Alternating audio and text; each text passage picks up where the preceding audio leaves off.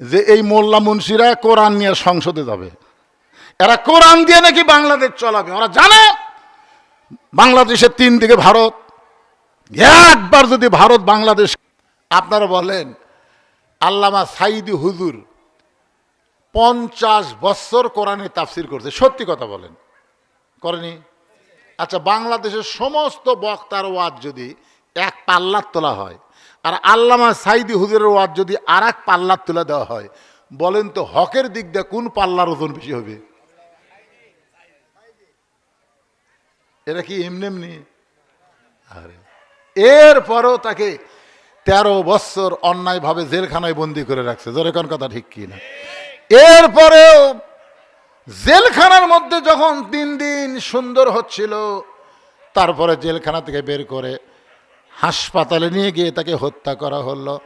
মুনকার নামাজি পারে মানুষকে যাবতীয় অশ্লীলতা ফাহিশা কাজ থেকে হেফাজত করতে।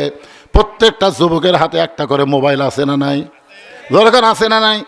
এই যুবক যদি 5 ওয়াক্ত নামাজ পড়ে, মোবাইলের ভিডিও দেখতে পারে কিন্তু অশ্লীল ভিডিও দেখবে না, কারণ অশ্লীল ভিডিও দেখতে গেলেই নামাজ তার চোখ বন্ধ করে দিবে। আর এক জায়গায় আল্লাহ বলেছেন, ফালিয়াবুদু রব্ব হাযাল বাইত আল্লাযী আত'আমাহুম মিন জু'ইন ওয়া আমানাহুম মিন খাউফ। এই আল্লাহর ঘরের যারা গোলামি করবে, আমাদের 3 দিকে ভারত, 3 দিকে কি? আপনাকে এখান থেকে ভারত কত দূর? একের ভারতের নিকটে আপনারা আছেন। ভারতের একজন উগ্রপন্থী মন্ত্রী কি বলেছে জানেন? এই ভোটের আগে আমরা কিন্তু প্রত্যেকটা বক্তায় ওয়াজের শেষে বলতাম, সব দেখা হলো শেষ, আগামীতে দেখবো আল্লাহর কোরআনের বাংলাদেশ। জোরে কোন কথা ঠিক না? এই কথাগুলা ওলা ভারতও চলে যায়। আমার যে ওয়াজ হয়, এই ওয়াজ আবার গোটা পৃথিবী সাপ্লাই হয় এদের মিডিয়ার মাধ্যমে। তো ভারতের এক উগ্রপন্থী মন্ত্রী বলতেছে যে এই মোল্লা মুন্সিরা কোরআন নিয়ে সংসদে যাবে, এরা কোরআন দিয়ে নাকি বাংলাদেশ চলাবে। ওরা জানে বাংলাদেশের 3 দিকে ভারত, একবার যদি ভারত বাংলাদেশকে ধরে, বাংলাদেশ পলানোর কোনো জায়গা পাবে না। ফেসবুকে স্ট্যাটাস দিছে, বুঝছেন? তা আমি তখন বললাম যে তোমরা তো বোঝো না, ওই ঘরের মালিকের যখন আমরা গোলামি করব, আল্লাহ বলেছেন আমি আল্লাহ তোমাদেরকে 2টা পুরস্কার দিব। 1 নম্বর পুরস্কার হলো তোমাদের রেজেকের কোনো পেরেশানি থাকবে না, আর 2 নম্বর পুরস্কার হলো কোনো ভয় ভীতি তোমাদের কলিজায় থাকবে না, পুরাপুরি নিরাপত্তা দিয়ে দিবে কে? ওরা হয়তো মনে করতেছে আমরা ভারত থেকে বাংলাদেশে অ্যাটম মারবো। নমরুদও মনে করেছিল আগুনের চুলার মধ্যে ইব্রাহিমকে পুড়ে মারবো। জোরে কোন কথা ঠিক কিনা? ফেরাউনও মনে করছিল সাগরের মধ্যে মুসা চুবড়া মরবে। আল্লাহ যদি নমরুদের চুলা শান্তির বাগান বানায় দেয়, সাগরকে যদি আল্লাহ রাস্তা বানায় দেয়, আপনারা বলেন তো আমাদের সে আল্লাহ আছে না নাই? তাহলে ভারতের মালওয়ানের বাচ্চা তোমরা যতই ভয় দেখাও, আমাদের কলিজার মধ্যে আল্লাহর ঈমান থাকা অবস্থায় তোমরা যত অস্ত্র যত কিছু নিক্ষেপ করো, বাংলাদেশের মুসলমানের ঈমানের পাওয়ারে, ইব্রাহিমের পাওয়ারে যদি নমরুদের আগুন চুলা শান্তি হয়ে যায়, মুসার পাওয়ারে যদি সাগর আল্লাহ রাস্তা বানায় দেয়, আমরা তাদেরই সন্তান। জোরে কোন কথা ঠিক কিনা? এই জন্যে ওই ঘরের মালিকের আমাদের গোলামি করতে হবে।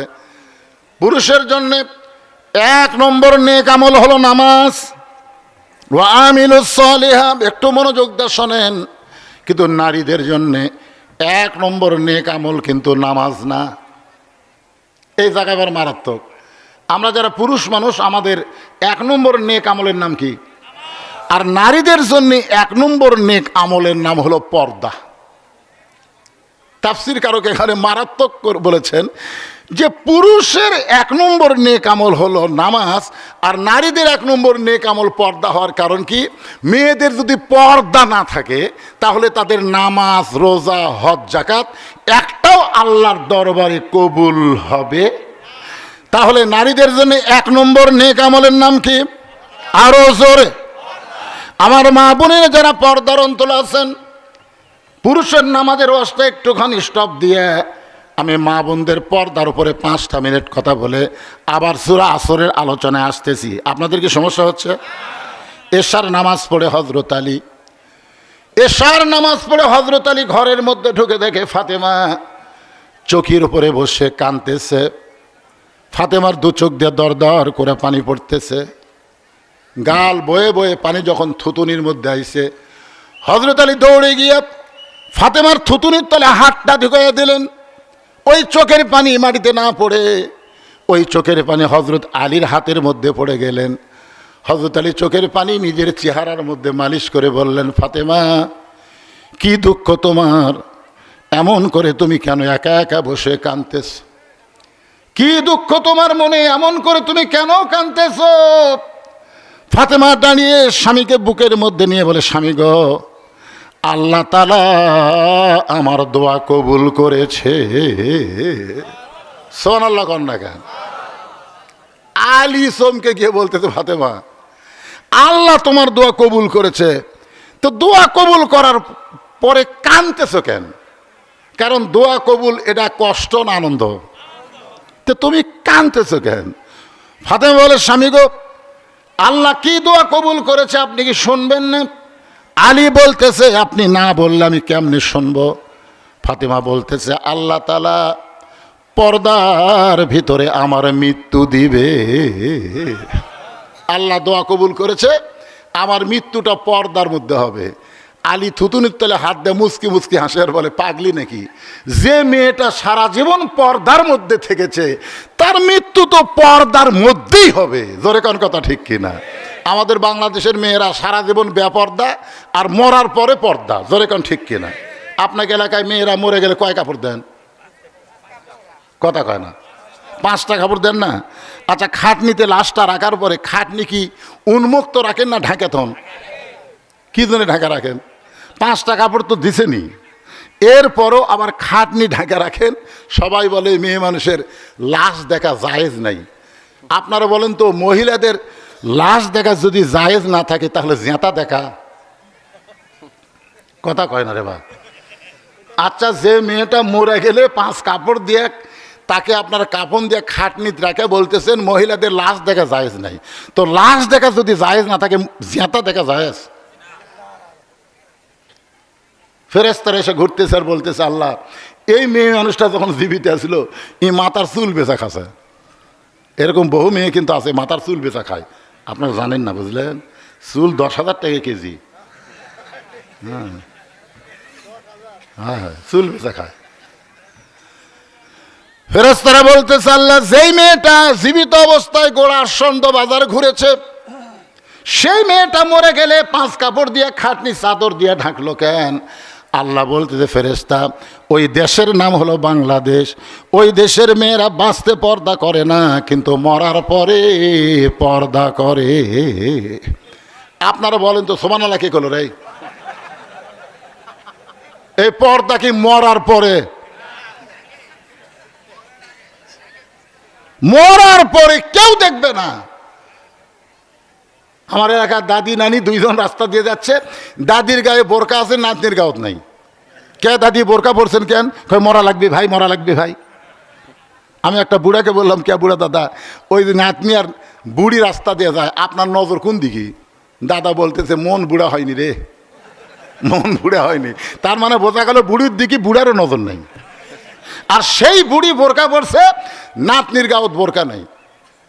50 বছর আমের গাছের গোড়াত বেড়া দিচ্ছে। কে বাবা বেড়া কেন? কই গরু ছাগল যদি খায়। 50 বছর আমের গাছ, গরু ছাগল তাকায় দেখবি? খাওয়া তো দূরের কথা, দেখবে? বেড়া যদি দিবার চাও, ওই যে লকা পাতা বাড়াছে, ওই ছোট গাছত বেড়া দাও। আমি বলবো বুড়িদের কোনো বোরকার দরকার নাই, বোরকা পড়তে হবে যুবতীদের।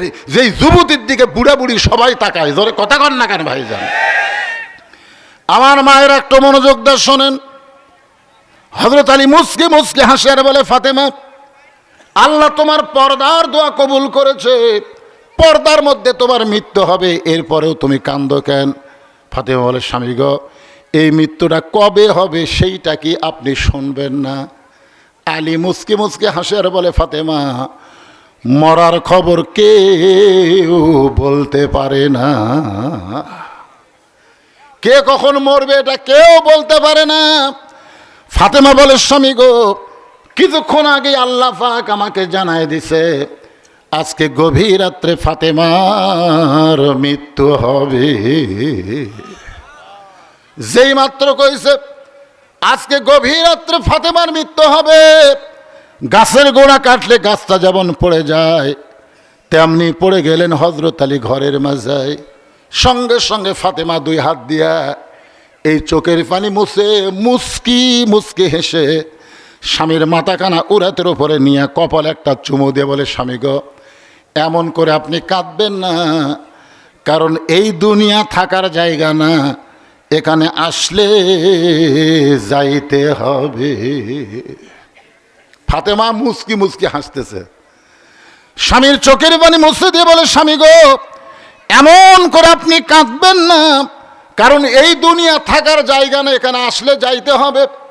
কিন্তু আমার কষ্ট লাগতেছে, আমার বাবা বলেছে আপনি হলেন পৃথিবীর শ্রেষ্ঠ আলেম, আপনি হলেন পৃথিবীর শ্রেষ্ঠ বীর। আপনারা বলেন তো হযরত আলী আলেম ছোট না বড়? পৃথিবীর শ্রেষ্ঠ আলেম। আল্লাহর নবী যখন মদিনার প্রেসিডেন্ট ছিলেন তখন শিক্ষামন্ত্রী হলেন হযরত আলী। আবু বকর রাদিয়াল্লাহু যখন মদিনার খলিফা ছিলেন তখনও শিক্ষামন্ত্রী ছিলেন হযরত আলী। ওমর ফারুক যখন মদিনার খলিফা ছিলেন তখনও শিক্ষামন্ত্রী ছিলেন হযরত আলী। ওসমান গনি যখন মদিনার খলিফা ছিলেন তখনও শিক্ষামন্ত্রী হলেন হযরত আলী। জোরে কোন সুবহানাল্লাহ। তার মানে কি বোঝা গেল? খলিফা পাল্টা যায় কিন্তু শিক্ষামন্ত্রী পাল্টে না। তাহলে কত বড় তিনি শিক্ষিত ছিলেন। আর রাসূল বলেছেন আলী আসাদুল্লাহিল গালিব, আলী শুধু শিক্ষার দিক দিয়ে এক নম্বর না, বীরের দিক দিয়ে আমার আলীর চাইতে বড় বীর কিয়ামত পর্যন্ত কেউ হবে না। জোরে কোন সুবহানাল্লাহ। ফাতেমা বলতেছে এত বড় জ্ঞানী হয়ে, এত বড় বীর হয়ে বইয়ের মৃত্যুর খবর শুনে আপনি এমনভাবে পড়ে গেলেন। আপনি একটা জ্ঞানী মানুষ না, জ্ঞানী মানুষ, বীর মানুষ, আপনি যদি এভাবে পড়ে যান তাহলে আমি মরে যাওয়ার পর আমার তিনটা চাওয়া কে পুরা করবে? আমি ফাতেমা যখন আজকে রাত্রেবেলায় মরে যাব, আমি মরে যাওয়ার পর আমার তিনটা চাওয়া, আঙ্গুলের দিকে তাকান কয়টা?